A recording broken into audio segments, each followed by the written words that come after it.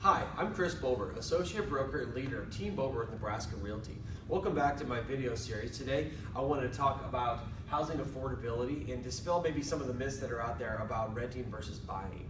I think so many people right now know that it's such a great time in our market to both buy and sell real estate. On the selling side, you have a lack of inventory, which is really driving the demand. On the buying side, you still have money that's very cheap. Interest rates are at a 3-time low already.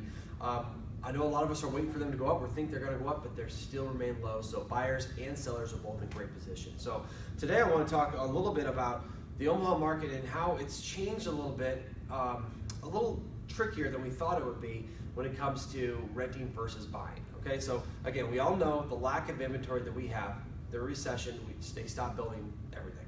So they're behind on inventory. Now what that's done is it's created an affordability gap for renters. So if you look at the statistics here, and these are provided by our leader and broker, Andy Alloway at Nebraska Realty. He provides great resources for us every week at our sales meeting.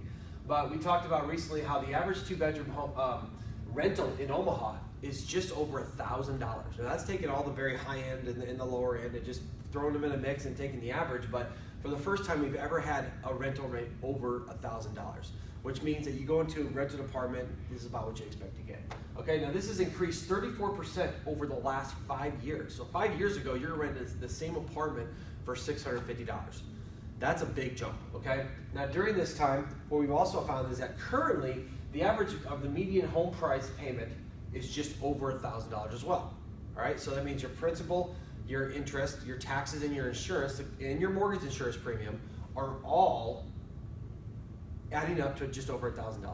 Okay, I'm going to break down the true cost of that here in a second, but that's increased 23% over the last 5 years. Of course, coming out of the recession, we have seen a spike in home values, and the interest rates have stayed low. So that's pretty good. But you see how rental rates have gone up. Now, usually, both of these have gone up. Usually, when the housing market gets really good and people are selling houses, a bunch of people are buying houses, the rental rates go down because the cost of home ownership is lower. So less people want to rent. However, due to lack of inventory, for the first time that we've seen in a long time, they're both really high. Renting and buying house are both, rentals have gone up, and that's what's again helping this market. So let's look at and break down some of the costs, the initial cost of renting versus buying. So when it comes to buying a house or renting a house or apartment, whatever kind of rental, of course I highly recommend you hire a professional. Okay, hire a professional realtor. Of course, you're going to call Team Bober. But let's look at some of the cost here. This is where you're going to see the biggest difference when it comes to it. So when you go to put a down payment to rent an apartment, you're looking at maybe a first and last month's rent. Maybe you have a pet deposit, whatever it might be. So let's just assume that for that same rental period, you're paying about $2,500 down, and your rental monthly payment's $1,060. Okay. Now, of course, with that, you probably have to have some renter's insurance. You pay utilities. But when you go to buy a house, and I'm going to pick a typical house, right? In our market, $165,000 split level in Millard with 2 garages in a nice neighborhood. To figure out that monthly payment, that requires a monthly payment, principal, interest, taxes, and insurance of about a little bit more, $1,150, and you're probably looking at about $10,000 down. A little more, a little less, depending on the situation, but that's a good average. So initially, you're putting $7,500 more down to purchase a house versus renting, and you're going to pay about $90 more a month to get into a house, to purchase it with your mortgage payment than you are going to pay for a rental rate. Now let's start looking at where the benefits are. So initially, buying versus renting, you see a larger payment. You have to have more cash to put down.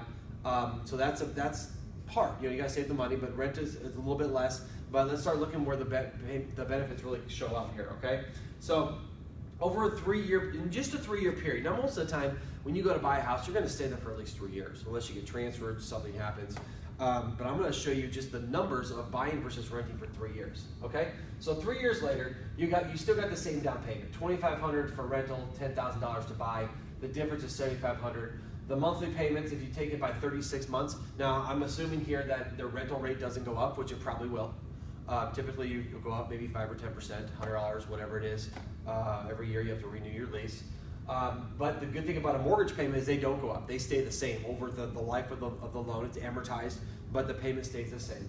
All right, so you're looking at still paying about $1,000 more a year or $3,200 more to be in a house with your payments over a rental, okay? Now this is where the big difference starts to show up. Now have a look at this. This is really, really interesting, right? So during this period, this $7,500 and $16,000 of taxes and interest is paid in this payment here. So you're not paying more for this. I'm just breaking it out for illustration purposes to show that you're paying property taxes, and in the front end of your amortized loan, you're paying about $16,000 of interest over the first 3 years. Now, of course, this is an FHA loan. You're not putting a ton down, so you're paying more in front. Okay, you're also paying a mortgage premium, which is part of this. Now, you look at this right here. This is where the savings start to come in. Now, after the monthly payment and down payment, there are no other costs or no other savings associated with renting. But look over here. The interest paid and taxes paid, the savings on that, so if you add these up and take these, assume you're at a 15% tax bracket, so your savings is $3,600 over that time period. So that's money that you take off your taxes that you either get back in a refund or you take off of what you owe. Also, the principal paid over that time period is $9,800. That means that that's money you're putting into your house as equity. All right, so that money is yours. It's going to your house. It's not liquid, but it's still your equity. Also, I assumed a very, very conservative rate of 3% a year on a $165,000 house. So your appreciation on that property, now in Omaha, appreciation has been 8 to 10% the last 3 years. So that's a conservative number. So you're looking at $15,000 of appreciation. So these two together, or add those up, is what you made by purchasing a house, by taking the risk, by putting the money down and purchasing a house. Let's break it down a little bit more. You'll see that the savings over this time period, right? If you look at the savings, equitable gain, which is appreciation versus equity, right? You have gained $24,000 of equity in by purchasing a house than by renting a house or renting an apartment. Now, if you go and rent an apartment, that's what your landlord's making, and you're making as payment for. So we'll talk about investing in real estate and why you should do that soon. But you see the difference here. Your tax savings are $3,600, right? So those two savings here you don't get from purchasing. So the only really thing you're saving, you're getting back is hopefully if you took care of the house or apartment, you're getting your deposit back. So you save $2,500, right? Over here, if you take your equitable gain plus your tax savings and you subtracted the $10,000 you're gonna have to put down on the property, your value of your money over 3 years is $18,000 versus $2,500. So your total money ahead is $16,000 where you are paying almost the same thing. You're not paying very much more. You just have to come up with the down payment, okay? That's the benefit. So you look at the major benefits of owning a home versus renting, all right? I listed them out here. There's several more here, but you save money over a short period, or just a short period of time. I mean, within 3 years, you're saving a lot of money and making a lot of money on your home as a part of your investment portfolio, okay? You have equitable gain, all right? You did that because you pay your mortgage, not your landlord's. That's just a huge sticking point to me. I always want to pay money that's going to go towards something I own versus money that someone else owns. Understandably, there's a cost to it, but you get a lot more benefits from it. There's big tax savings in there, and also it's the American dream, owning a home. Who doesn't want to own a home? Our government even gives you so many programs like FHA financing, NIFA loans, all these different ways, VA financing, all these different ways of promoting home ownership, and they really go out of their way to promote it and let everyone at some point have the dream of owning a home. Now the major obstacles to overcome, of course, are the down payment, okay? Of course, you gotta figure out a way, maybe borrow money from your folks, maybe if you get an inheritance, if you have a huge tax savings, whatever it is, work towards that down payment, because you'll see that with that down payment, if you can save up for it, you're doubling or tripling the value of your money over just a very short period of time. Of course, another thing about home ownership, there's additional costs, okay? When you do live in an apartment or a house, if something breaks, you call your landlord, they go fix it, all right? If your furnace goes out, your roof leaks, you have something going on at the house, you're responsible for that, but again, it's yours to keep when you do that.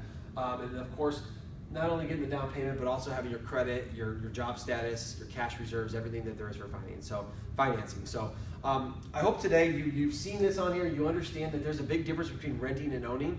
Initially it looks like, it's kind of the same thing. I'm paying about the same a month, I got a place to live. Yeah, maybe I'll just go into an apartment and stay there for a while. But you'll see that over just a 3-year period, there are major benefits, including making a lot more money, saving a lot more money, to have probably a lot more property. And at the end of this period, you still own that house. It's not liquid, but you can sell it. You can take the equity out. You can borrow against it. There's just so many benefits of owning a house versus renting. Not that we can't help you with either, but if you have any questions about this, I'm not a professional financier. I have several professionals I work with when it comes to financing, when it comes to mortgages. I can help you, and I can also help you understand and get you on a plan and get you on track to help you buy a house, or if you're looking to buy, sell, or invest in any kind of real estate.